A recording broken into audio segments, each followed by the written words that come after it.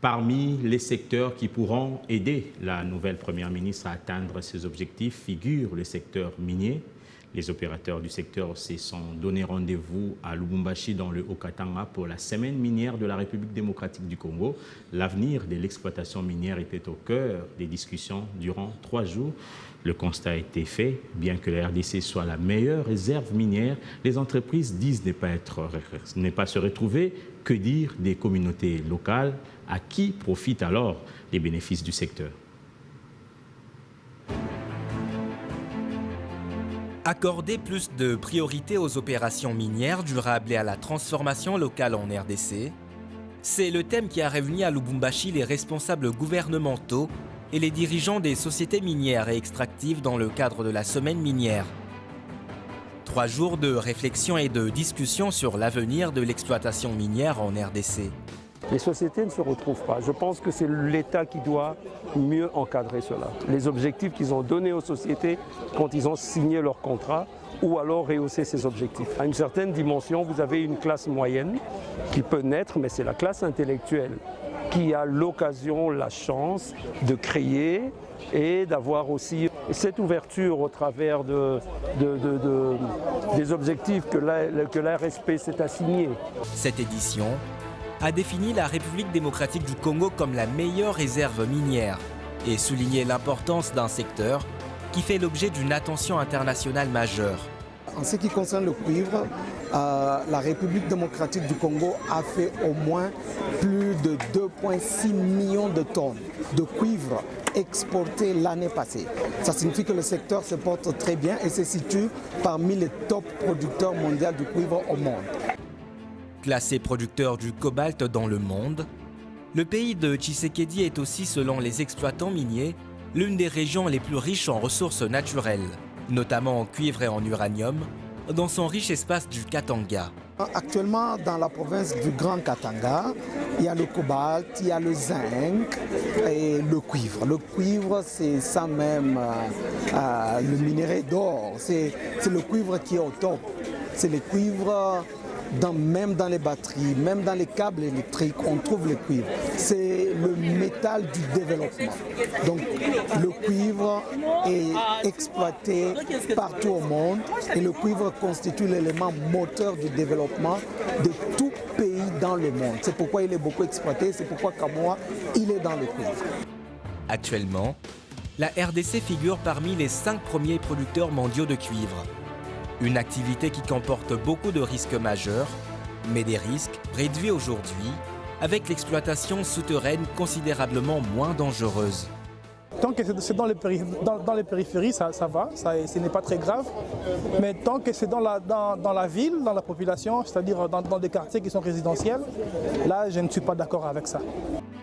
L'afflux des entreprises minières dans la région du Katanga a entraîné une baisse significative du taux de chômage et a stimulé l'entrepreneuriat au sein de la population, comme dans toutes les provinces minières. Cependant, ces richesses abondamment exploitées par les industriels ne bénéficient pas toujours directement aux communautés locales, mais parfois contribuent largement à la pollution environnementale.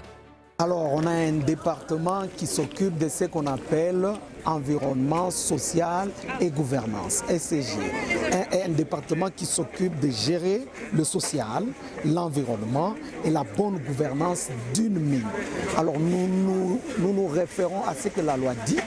Tout ce que la loi donne comme régulation et réglementation, c'est ce que nous suivons. Si on dévie à côté, les gens de la loi de Kinshasa, ils viennent, ils nous corrigent. S'il y a des pénalités à payer, nous payons et nous suivons la correction. On travaille de main à main avec le gouvernement pour améliorer l'environnement tout autour de nous et la maintenir telle qu'elle est.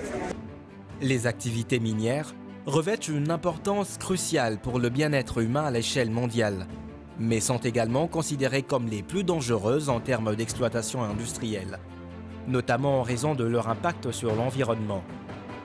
Les sites d'exploitation minière sont souvent situés à proximité de zones résidentielles, des champs et des écoles. Vous savez qu'aujourd'hui, il y a beaucoup d'impacts, par exemple, négatifs sur l'environnement. Il y a les cahiers des charges jusqu'à 5 ans après la promulgation du code minier qui n'arrivent pas à porter ses fruits, mais aussi il y a aussi contrats et licences qui sont donnés aux investisseurs dans une opacité. Lubumbashi, une ville de plus de 6 millions d'habitants au cœur de la région minière du Katanga. L'environnement est fortement affecté par les particules nocives, des émissions poussiéreuses, des déchets toxiques solides, des rejets gazeux, des eaux usées contenant des produits chimiques et des métaux lourds qui sont déversés dans l'air et les rivières. La population est exposée à la contamination par la manipulation des produits et rejets miniers, inhalation de fumée et de la poussière, la consommation des légumes irrigués avec de l'eau contaminée et la consommation des poissons contaminés par des métaux lourds. Les entreprises minières, je peux dire aujourd'hui, la plupart ne respectent pas les engagements vis-à-vis de communautés locales. Je vais donner juste l'exemple d'un rapport de l'ITE que nous avons exploité récemment. On a constaté que sur 100% des entreprises qui ont été retenues dans l'étude de cadrage de ces rapports, moins de 10% ont publié les synthèses d'études d'impact environnemental. Donc nous pouvons dire qu'ils ne respectent pas les obligations.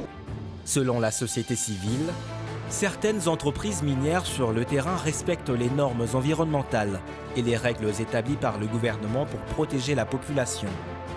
Mais il reste encore beaucoup à faire pour arrêter la pollution minière au Katanga. La société civile note également l'absence remarquable de l'État dans la mise en œuvre de mesures pour contrer la pollution minière.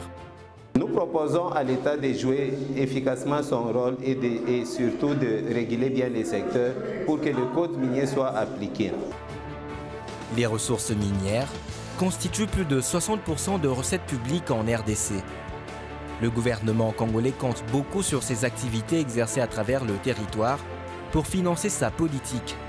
Avec les enjeux climatiques dont le Congo-Kinshasa se positionne en pays solution, la RDC est à cheval entre l'exploitation de ses ressources et la conservation d'une biodiversité utile à l'équilibre et à l'atténuation du climat planétaire.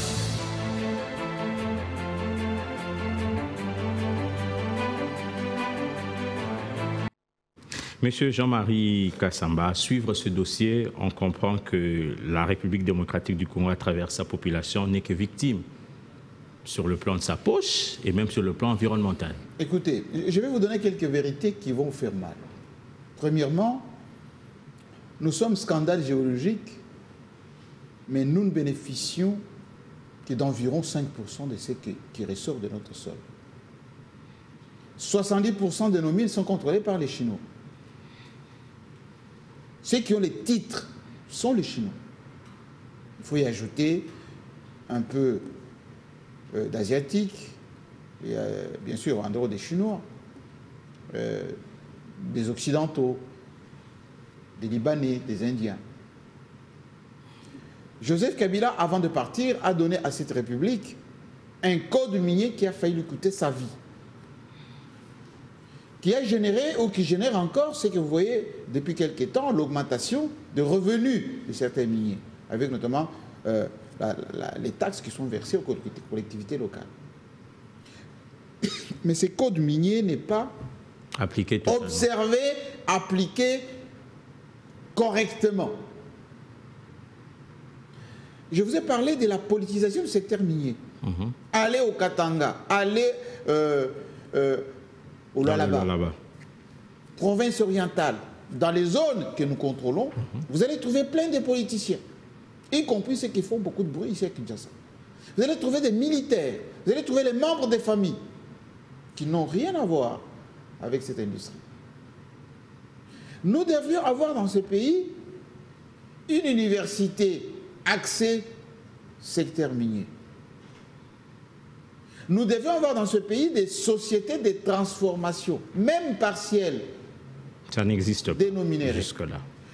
Regardez sur la route de Kasumbalesa, les tracts qui sortent toutes les secondes, qu'avec de matériaux bruts, de matières brutes. Sur une route à 2 voies, les chemins de fer qui pouvaient évacuer n'existent pas. Alors, comment voulez-vous qu'on puisse bénéficier de tout cela? C'est une question de volonté politique, c'est une question d'ambition, c'est une question de choix.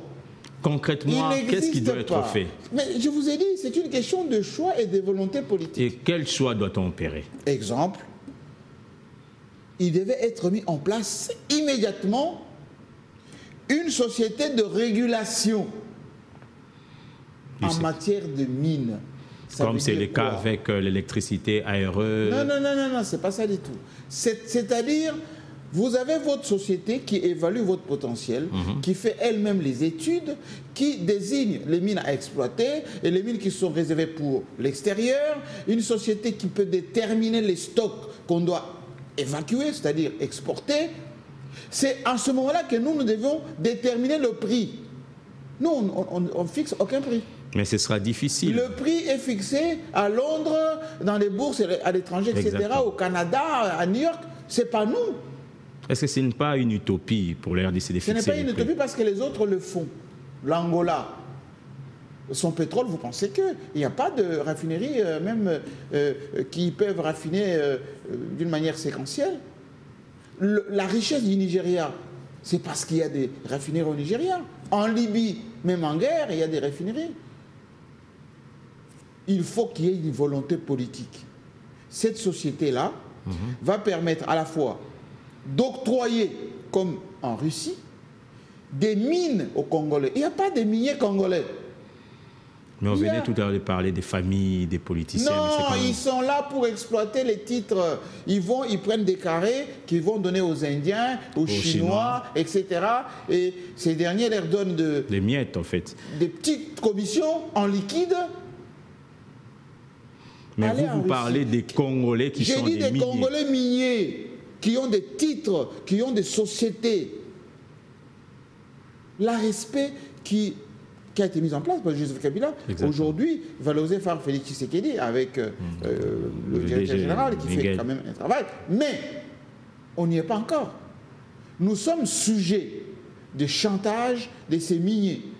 C'est les miniers qui décident, ils nous payent quoi, ils déclarent ce qu'ils veulent, et s'ils ne sont pas d'accord, ils disent on ne paye pas, ils arrêtent. Et l'État congolais est tributaire et dépendant de tous ces gens-là. Le jour où nous aurons à décider nous-mêmes de l'exploitation de nos minéraux, des sociétés à qui on doit donner des titres, et surtout de la manière dont on doit exporter, ce jour-là, on fera plus que le 92 milliards édicté par Mme Toulouka. Il y a quand même une sorte de paradoxe. Nous sommes, aujourd'hui, nous pointons comme pays solution par rapport aux défis climatiques. Et quelque part aussi, il y a cette sorte de... Il y a, comment je peux le dire, il y a cette question que les mines sont, comment je dirais-je, des pollutions des mines, de l'environnement. Comment gérer ça? Parce qu'à suivre même ce dossier, apparemment, de ce côté-là, il y a vraiment un manque de l'autorité de l'État. Mais écoutez, qui paye commande?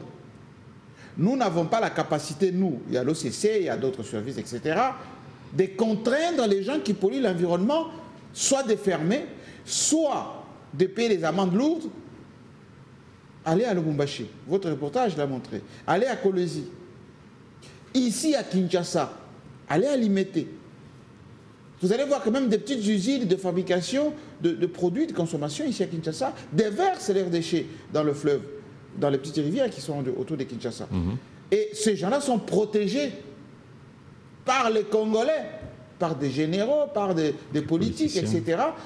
Nous devons, dans ce pays, prendre conscience que s'il n'y a pas de patriotisme, s'il n'y a pas une prise de conscience, si on ne laisse pas à la presse dénoncer ce genre de choses et on les exécute avec une certaine volonté, une certaine souveraineté, on passera toujours de discours en discours et à un moment donné, ceux qui nous exploitent auront seulement à se moquer de nous. Je vous donne un exemple. Allez-y. À l'époque, il n'y avait que 3 ou 4 sociétés dans le secteur minier. Allez. Gécamine, par exemple, qui avait construit des cités entières pour les cadres, pour les ouvriers, qui avait construit les hôpitaux, les écoles, les dispensaires, etc. Chez moi, en Mouvement, il n'y avait qu'une société, l'Amiba. Vous y allez, vous trouvez cité pour les cadres, cité pour les ouvriers, avec jusqu'à avoir un avion. Aujourd'hui, nous avons autant de sociétés minières. Citez-moi 2 ou 3, enfin une seule, qui peut nous montrer les cités construites pour ceux qui travaillent, les écoles, les hôpitaux. Ils prennent tout, ils exportent. Mais si l'État congolais, dans les contrats d'attribution qu'on donne à ces gens, exigerait, je dis bien exigerait, messieurs, vous devez avoir des cités où habitent ceux qui travaillent chez vous, les cadres et les ouvriers. Vous devez avoir de vrais dispensaires, de vraies écoles, de vrais hôpitaux, des moyens de transport. Allez dans les mines, vous allez voir des bus, souvent des particuliers qui font les transports, enfin ceux qui font la sous-traitance. Et allez voir comment les ouvriers, au Grand Katanga par exemple, habitent les bidonvilles, sous les tentes. Et donc, c'est une question de prise de conscience et de volonté politique. Allez au Brésil, voir les sociétés qui exploitent. Allez en Russie. Allez même, dans les pays arabes, les sociétés pétrolières, la manière dont elles fonctionnent. Nous devons être aussi autant que. Moi, je ne suis pas en train de dire ici que rien ne se passe. Si vous regardez Katanga Mining, Jersey Mining, même Kibali, au niveau de la province de Isiro. Oui, 80% de ceux qui viennent participer à ces meetings, ce sont les étrangers. Ils viennent, ils vous font des discours à l'eau de rose, etc. Mais qu'en réalité, ils ne font pas ce que la loi, notamment les codes miniers, les exigent de faire. C'est notre rôle à nous de dire ce qui ne va pas. Monsieur Jean-Marie Kassamba, ce sera là votre dernier mot. Oui. C'était un plaisir de vous recevoir sur ce plateau. Je vous remercie et je m'excuse d'être aussi tranchant, mais ce qui concerne notre pays nous intéresse tous. Vous avez joué votre rôle en tant que journaliste. Je suis société civile. Oui. Le journaliste n'a pas à parler des trains qui arrivent à l'heure. Notre boulot, c'est de dire voici ce qui peut être fait, de sorte que ceux qui ont la signature prennent les bonnes décisions. Exactement. Merci beaucoup et j'espère que ce n'est pas la dernière fois. Je viendrai. Merci à vous également, chers téléspectateurs, d'avoir suivi ce MAC du dimanche. Nous nous retrouvons le dimanche prochain. Au revoir.